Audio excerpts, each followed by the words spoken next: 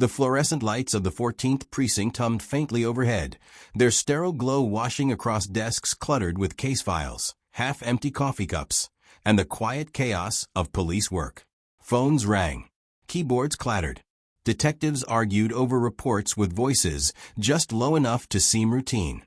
And through it all, Robert Hayes drifted like smoke. A mop in one hand, a rolling cart in the other, he glided down the hallway unseen. Officers stepped around him without breaking stride. Detectives brushed past him as though he were no more significant than the water cooler humming in the corner. To them, he wasn't a man. He was a shadow, a fixture, the janitor. Robert preferred it that way. Every night for 3 years, he had swept these same corridors, emptied the same trash bins, replaced the same flickering bulbs. He blended in so well that no one remembered the quiet dignity in the way he carried himself, the way his eyes darted instinctively to exits, to hands, to subtle shifts in body language. Years of discipline had trained him to scan, assess, prepare. But here, he was invisible. And then came the gunshots. The first crack of gunfire shattered the monotony like glass against stone. The second echoed in the underground garage, reverberating up through the walls. Shouts followed, the pounding of boots, the sharp command of radios erupting into chaos.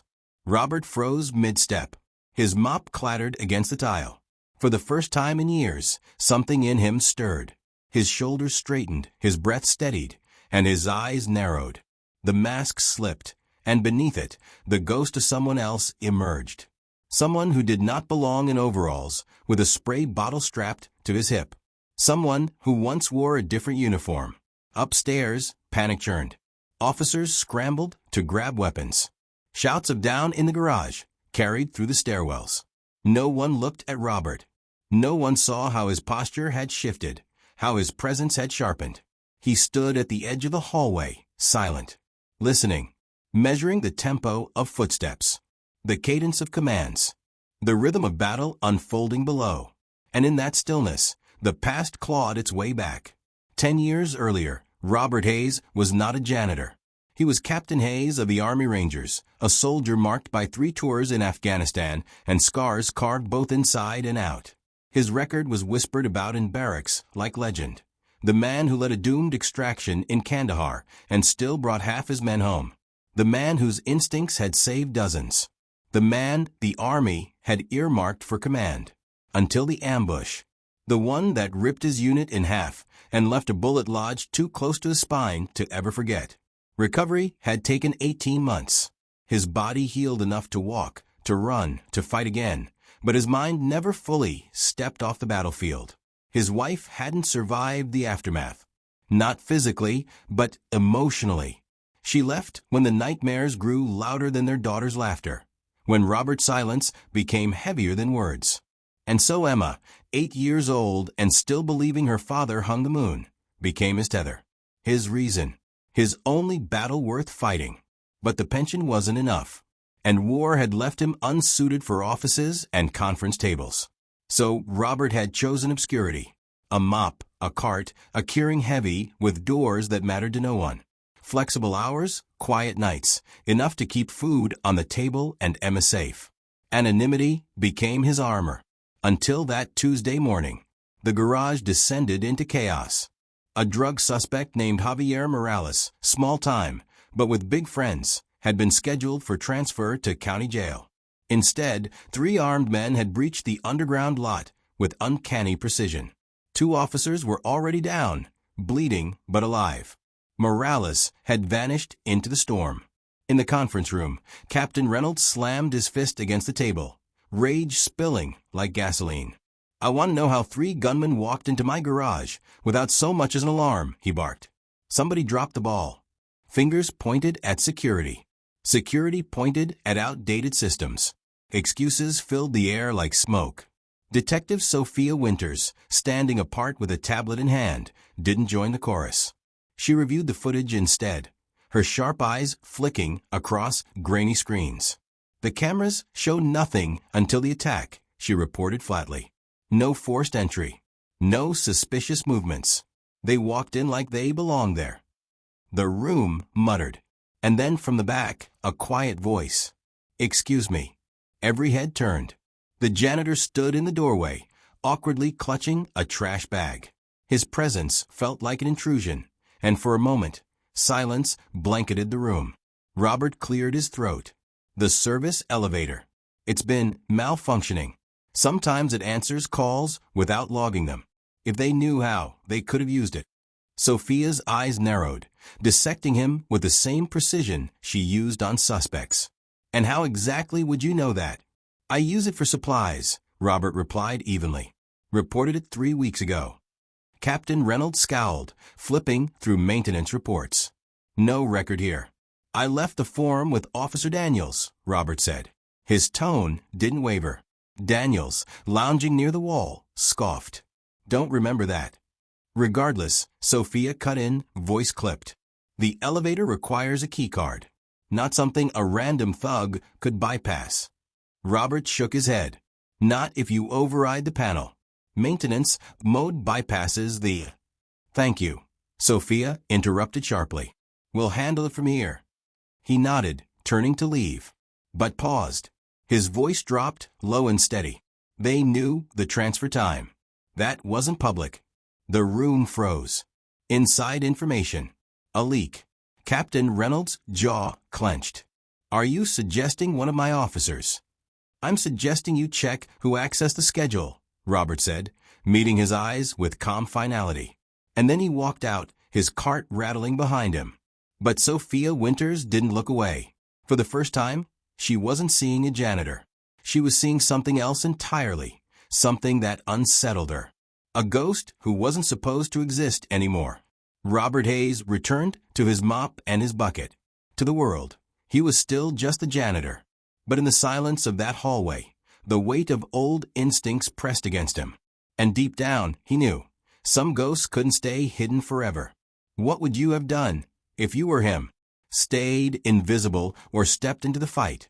Night settled over the city like a heavy blanket, muffling sounds into distant echoes. In his small apartment on the east side, Robert Hayes moved quietly through the kitchen, his every action precise, deliberate. The apartment was spotless, almost austere, military corners on the bed, chessboard set by the window, shelves where books were arranged in perfect order. Yet, in one corner of the balcony, a patch of wildness bloomed. Marigolds, zinnias, flowers that seemed defiantly alive. Robert watered them carefully, his large hands strangely gentle around fragile stems. It was the only softness he allowed himself. Everything else about him, his posture, his eyes, even the way he breathed, carried the rigid memory of war. Inside, a small photo frame sat on the table. A girl with bright eyes and hair pulled into uneven pigtails, smiling with the kind of innocence the world had long since stripped from him. Emma, 8 years old, his anchor, his reason. Tonight, she was at her mother's house, as the court required. The apartment felt like a hollow shell without her. The apartment felt like a hollow shell without her. Robert poured himself black coffee, though it was already past midnight. He sat at the table, staring at the empty chair opposite him, remembering another time, another life. The desert had smelled of dust and gunpowder. Heat shimmered on the horizon, distorting shapes into ghosts. In Kandahar, Robert had commanded 12 men, all young, all looking at him, as if his orders alone could keep them alive. And sometimes they had. He remembered the hostage rescue, the one that was supposed to fail, the one where the intel was wrong, the perimeter was compromised, and the enemy had every advantage. His men had been pinned in a courtyard, bullets carving the air, walls crumbling under the onslaught. "Captain, we're surrounded," a soldier had shouted, panic seeping into his voice. Robert's response had been steady, almost calm. Not surrounded. Just opportunities on every side. He'd moved with precision, cutting through chaos with a clarity few ever knew. He remembered barking orders, repositioning men, calculating fire arcs, and timing down to heartbeats. By the time reinforcements arrived, his unit was bloodied but alive. Dozens of hostages freed. His superiors had called it tactical genius. His men had called it a miracle. Robert had called it survival. But survival had a cost. The ambush came months later, unexpected, brutal.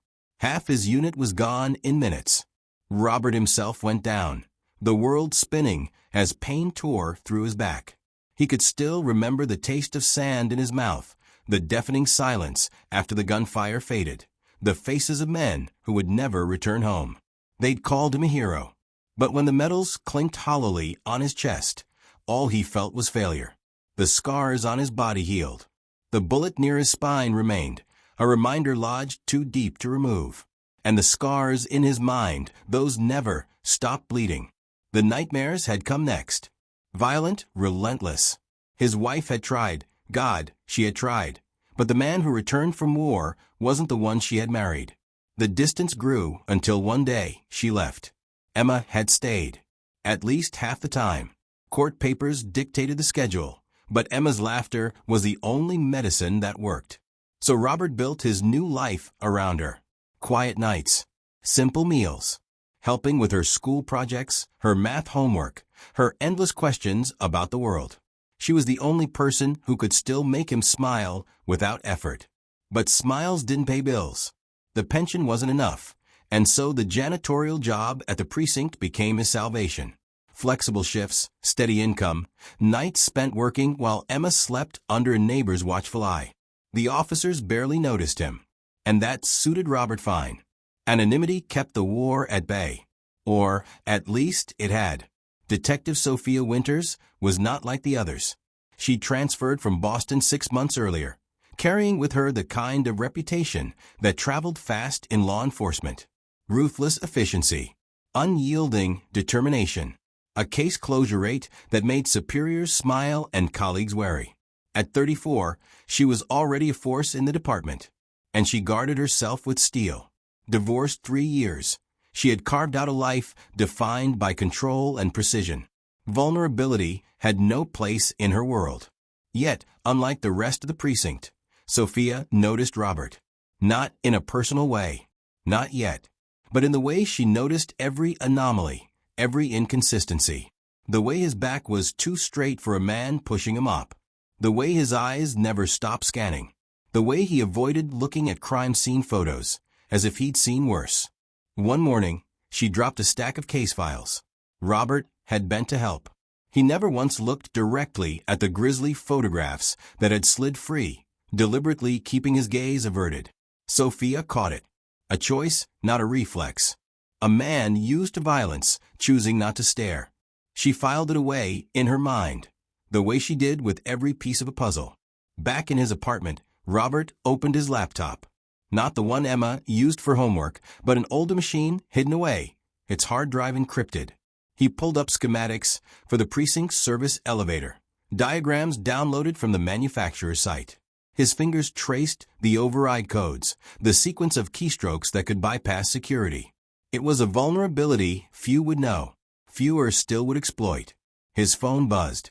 A message from Bill, the day guard, a veteran like him, one of the few who treated Robert as more than invisible. Winters asking about you. Thought you should know. Robert closed the schematics, stared at the screen until it went dark. Of course, she was asking questions. Detective Winters didn't strike him as someone who left threads hanging loose. And Robert Hayes, once Captain Hayes, now just the janitor, was a thread she could not ignore. Outside, the city slept. Inside, Robert sat in silence, Emma's photo glowing faintly in the moonlight. He told himself he wanted nothing more than to keep mopping floors, fixing leaky pipes, staying unseen.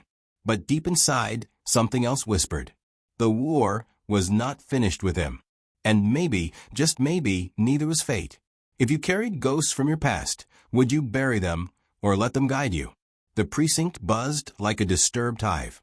Officers moved faster, voices sharper, the air heavy with suspicion. The ambush in the garage had changed everything. And yet, Robert Hayes still mopped floors. He worked with his usual precision, wringing out the mop, moving in deliberate strokes, his eyes never quite as vacant as they appeared. From his corner of invisibility, he heard everything. The whispers, the blame, the theories flying across desks. Security glitch. No, an inside job. Someone knew that transfer time. Robert kept his head down. To them, he was furniture. Harmless. Forgettable. Until Sophia Winters walked in. Her presence shifted the room. Every step carried authority. Her dark eyes scanned the bullpen like a predator searching for weakness. Colleagues respected her skill, but no one leaned close. No one dared. She wasn't warm. She wasn't meant to be. But when her gaze landed on Robert, it lingered just a little too long. Later that afternoon, Robert was scrubbing coffee stains off the break room counter when Sophia entered. She didn't acknowledge him at first. She poured herself black coffee, studied a moment, then finally turned. "Your employment record says you were military police," she said, casually enough to pass for small talk. Robert kept wiping. "Rangers. That's quite a career change. From captain to janitor." He straightened, meeting her eyes with a calm that felt almost defiant. "Life changes. We adapt." Sophia studied him, her sharpness faltering for just a second. A flicker of curiosity broke through the detective's mask. "The service elevator," she pressed. "You really believe that's how they got in? I think it's worth checking before you accuse your own people of betrayal." That made her pause. It wasn't the answer she expected. Not defensiveness. Not dismissal. Just logic. Their eyes locked for a heartbeat. Two people who carried walls around their lives, silently recognizing the barriers in each other. Then her phone rang, shattering the moment. She answered briskly, voice clipped. "Winters." She listened, her face hardening. "On my way." As she moved toward the door, she glanced back. "For what it's worth, I am checking that elevator." Robert nodded once, then returned to the counter, as though the exchange had never happened. But his pulse told a different story. He hadn't spoken that much to anyone here in years. And Sophia Winters was not going to let him fade back into shadow. That evening, Robert stopped by the security office. The guard, Bill Grizzled Kind-Eyed, another veteran, was halfway through a crossword puzzle. "Mind if I check the cameras from this morning?" Robert asked. Bill shrugged. "Knock yourself out. I need a smoke break anyway." The older man left, and Robert rewound the footage. He wasn't looking for the obvious. Not the gunfire. Not Morales being rushed out. He searched for the subtle things. The glance exchanged too quickly. A shadow where it shouldn't be. A movement out of rhythm. And there it was. 2 minutes before the ambush, the service elevator doors slid open. Empty. No one stepped out. But Robert knew better. Maintenance override. Invisible to the logs. They hadn't forced their way in. They'd been invited. Robert's apartment was darker than usual that night. He sat at the table with his laptop open, the glow painting harsh lines across his face. He shouldn't have, but he logged into an old network, credentials from a past life the Department of Defense had apparently forgotten to revoke. He typed the name, Javier Morales. The official record was thin. Petty drug charges. Suspected gang ties. Nothing that justified a military-style rescue. But Robert dug deeper, cross-referencing associates, scanning patterns. What emerged wasn't random. It was organized, coordinated, a structure hidden beneath the chaos. By 3 a.m., he had 3 possible safe houses mapped out. He closed the laptop when his phone buzzed. A message from Bill. "Winters asking questions about you.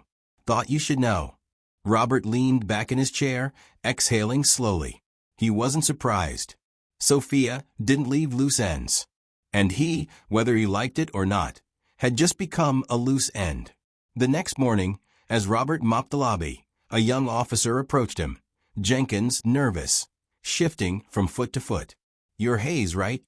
Robert kept mopping. "Depends who's asking." Jenkins scratched his neck.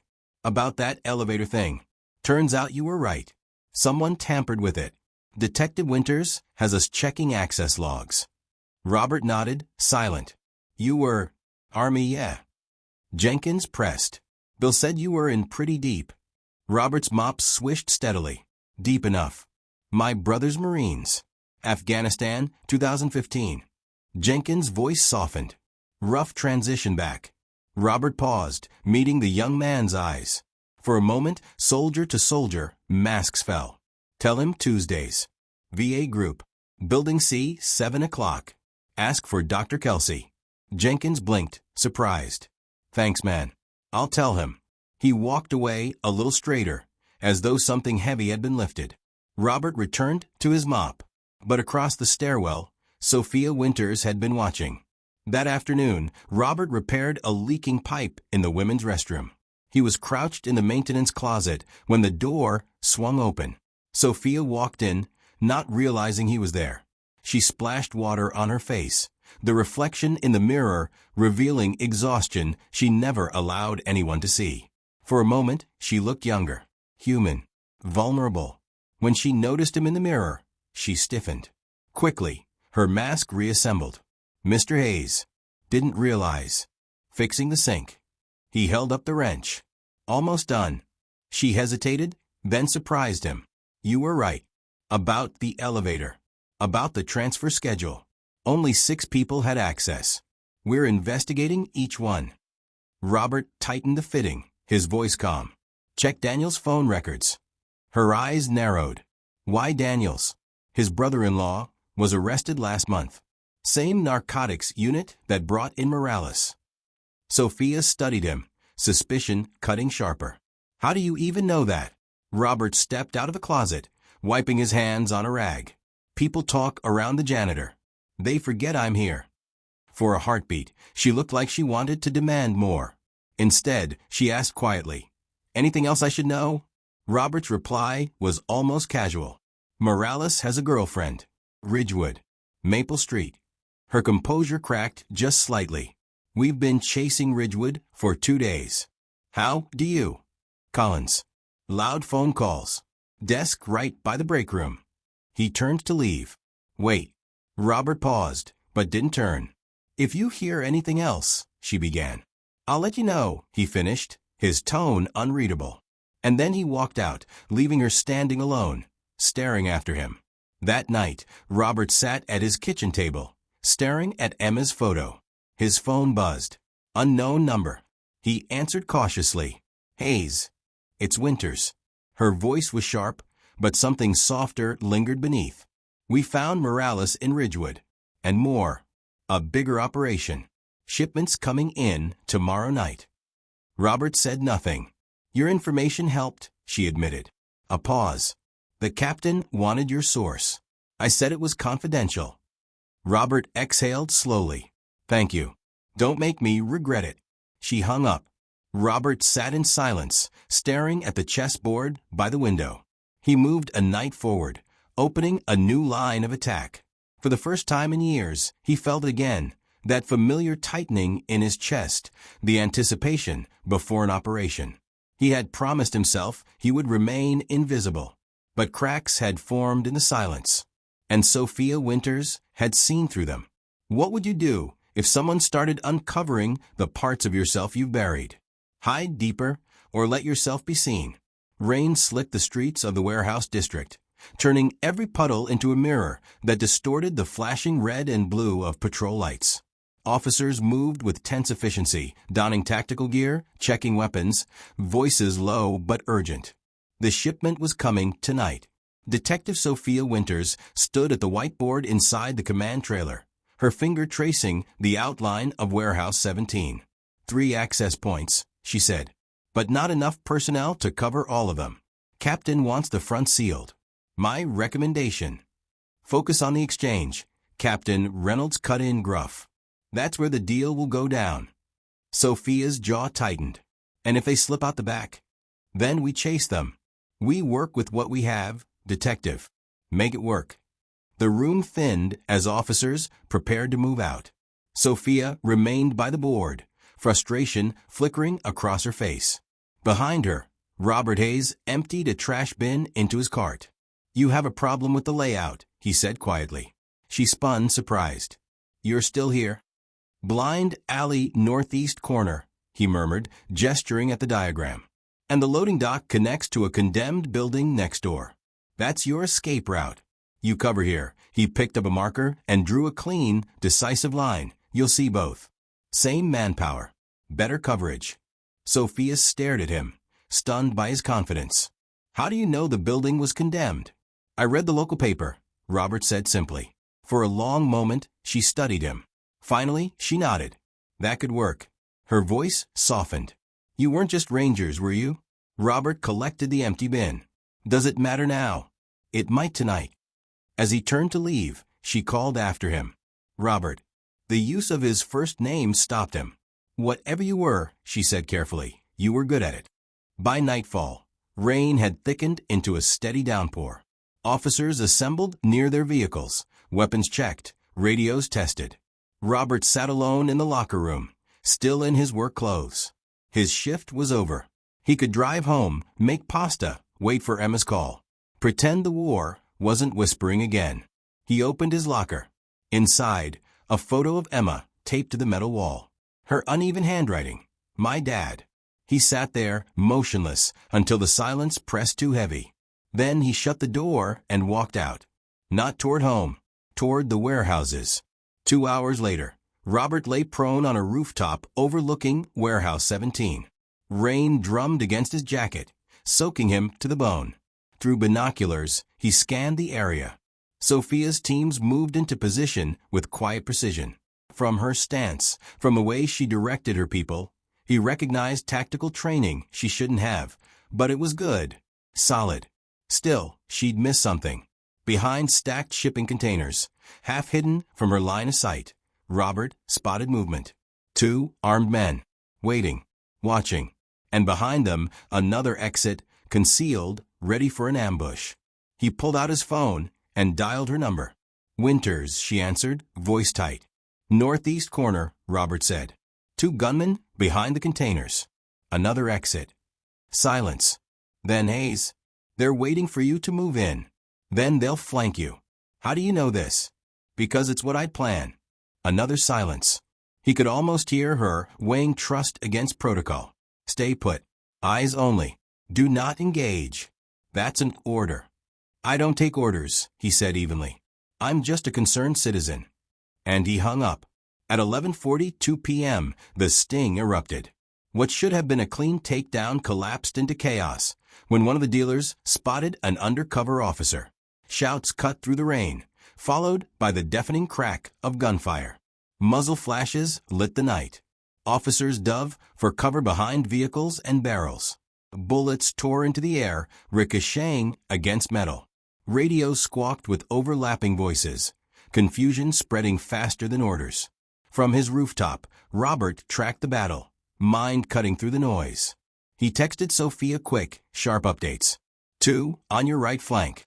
Behind forklift. Sniper on catwalk. South side. She adjusted her teams accordingly, her voice crackling over radios as she redirected units with uncanny speed. Together, they began to claw back control. Then, Robert saw it. Officer Daniels. He wasn't where he was supposed to be. Instead, he slipped toward the warehouse office. Phone pressed to his ear, gesturing frantically. Warning someone. Robert texted Sophia. Daniels compromised. Office. Likely tipping target. No reply. Through his binoculars, Robert found her pinned behind a patrol car, cut off from her radio. Bullets chewing the ground inches from her boots. 3 armed men advanced steadily toward her. 2 more minutes, and she'd be gone. Decision time. Robert moved. He descended the rooftop fire escape with the silence of habit. On the ground, he found an unconscious gunman sprawled in the mud. Robert took his weapon, checked the magazine. 4 rounds. Not much. Enough. He slipped into the shadows, weaving through the chaos. Rain plastered his hair to his forehead. Footsteps muted in the storm. The first gunman never saw him. A chokehold, precise pressure. The man crumpled soundlessly. The second, Robert swept his leg, drove an elbow into his temple as he fell. Out cold. The third turned at the noise, weapon raising. Robert rolled, bullets sparking against concrete. Came up on one knee. Fired twice. The man dropped. Robert slid into cover beside Sophia. Her eyes widened. What the hell are you doing here? Saving your operation. He nodded toward the office. Daniels is inside. He's your leak. You can't know that. He's been on the phone since the shooting started. Check your tracker. Sophia pulled out her device. The digital map glowed, showing Daniel's marker exactly where Robert had said. Her jaw tightened. I need to get in there. But the office is wide open. Too exposed, Robert said. Wait for backup. By then, the evidence is gone. Robert recognized the fire in her eyes. The same fire he'd seen in soldiers before missions that never came back. I'll create a diversion, he said. East side. 30 seconds. Run when you hear it. Hayes. But he was already gone. He slipped behind a stack of empty drums, pulled out his phone, and sent a single text to every officer's device. Then he shoved the drums, sending them crashing into the wet concrete with a metallic thunder. Gunfire erupted instantly, bullets peppering the noise. Officers surged toward the east, drawn by both the racket and the false alert. Sophia sprinted across the open ground, weaving between bursts of fire. She reached the office door just as Robert fired his last 2 rounds, covering her advance. Inside, she found Daniels at a computer, frantically deleting files. Drop it, she shouted. Daniels froze, guilt etched across his face. Too slow. She wrenched him away from the keyboard, slapped cuffs on his wrists, and secured the hard drive. The evidence was there. Every call, every payment. His brother-in-law's arrest had turned into blackmail. Blackmail had turned into betrayal. By midnight, it was over. The drug shipment seized. Morales captured. Daniels arrested. And in the rain, Robert Hayes stood in the shadows, ready to disappear again. But in the debriefing, Sophia spoke. Would you have stayed hidden or stepped into the fire? The dawn broke pale and gray over the city, as if even the sun was reluctant to rise after the blood-soaked night. Inside the 14th precinct, the chaos of the operation had settled into exhausted silence. Reports were typed. Bandages were wrapped. Coffee flowed endlessly. And Robert Hayes mopped the floor. But this morning, something was different. Officers stepped aside without being asked. Jenkins offered a nod, firm and respectful. The desk sergeant slid a steaming cup of coffee toward him with no words, just the smallest gesture of acknowledgement.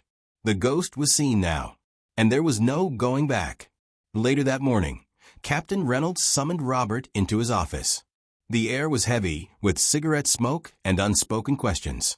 The department owes you a debt, Reynolds said gruffly, sliding a small box across the desk.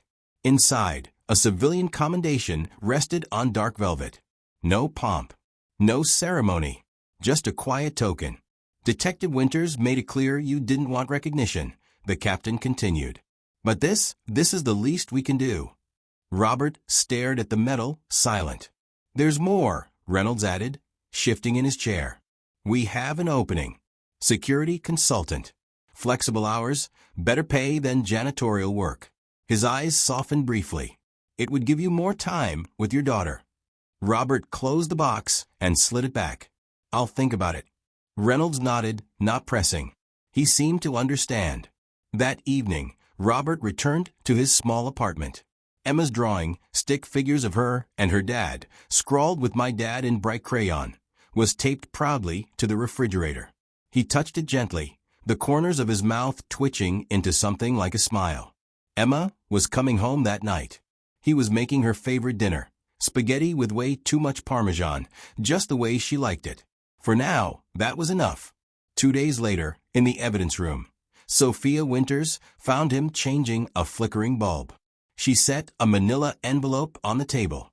Thought you'd want to see this, she said. Robert climbed down from the ladder, wiping his hands on his rag. She opened the laptop inside the envelope and queued up surveillance footage from the warehouse. This was 3 hours before the operation.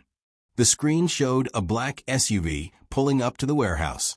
A man stepped out, tall, broad-shouldered, his movements precise. His face was partially obscured, but his bearing was unmistakable. Mean anything to you? Sophia asked, her voice careful. Robert's expression remained unreadable, but his grip on the rag tightened, just slightly. Should it? Sophia studied him. His gait, his awareness, it matches specialized training.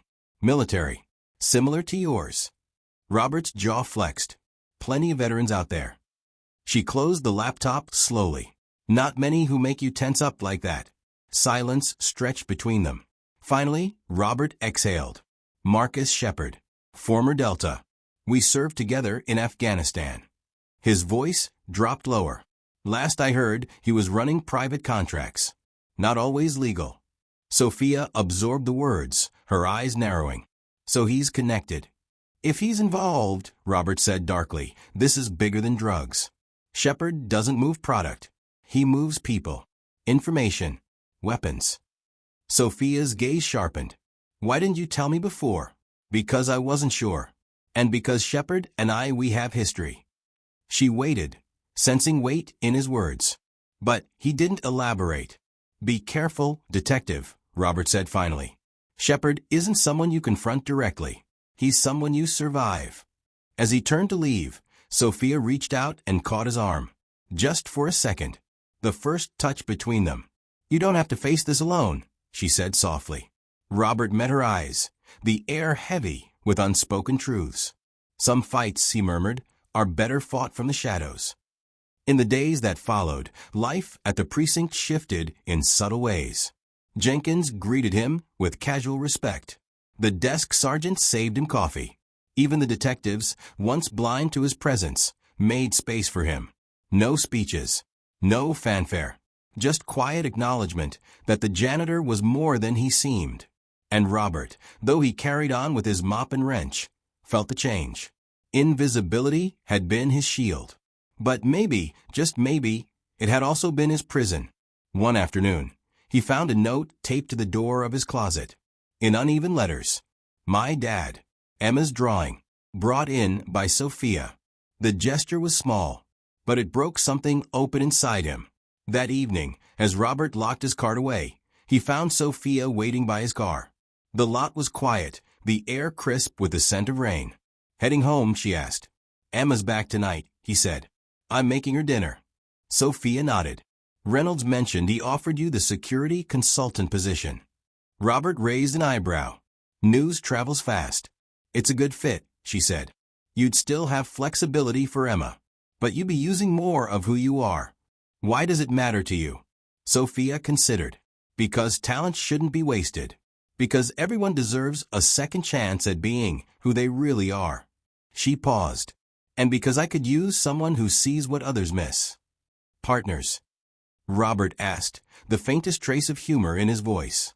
Colleagues, she corrected, but her tone was warmer than her words. They stood in silence, the evening air cool between them. No declarations. No promises. Just possibility. As Robert opened his car door, Sophia extended her hand. Not in thanks, not in greeting, something else. Something simpler and deeper. Next time, she said quietly, you don't need to fight alone. Robert hesitated. Then, he took her hand. Firm. Brief. The kind of handshake that meant more than words ever could. For the first time in years, he allowed himself to imagine tomorrow. The next morning, Robert walked into Reynolds' office with a folder in hand. His application for the consultant position. He placed it on the desk without ceremony. The captain simply nodded, as though he'd known this moment would come. Outside on the precinct bulletin board, Robert's name hung on a small commendation slip. No photo. No fanfare. Just a line of text. Service above self. He didn't stop to read it. The recognition that mattered was already at home. Emma's crayon drawings taped proudly to the fridge. Her laughter waiting at the dinner table. And perhaps in the quiet strength of Detective Sophia Winters, who understood without needing to be told. But even as Robert walked the halls with new purpose, the shadow of Marcus Shepard lingered. A ghost from another life, moving somewhere in the city. Watching. Waiting. And Robert knew. Ghosts don't stay buried. Not forever. What do you think? Should Robert embrace the chance to step back into the light, or keep his place in the shadows for Emma's sake?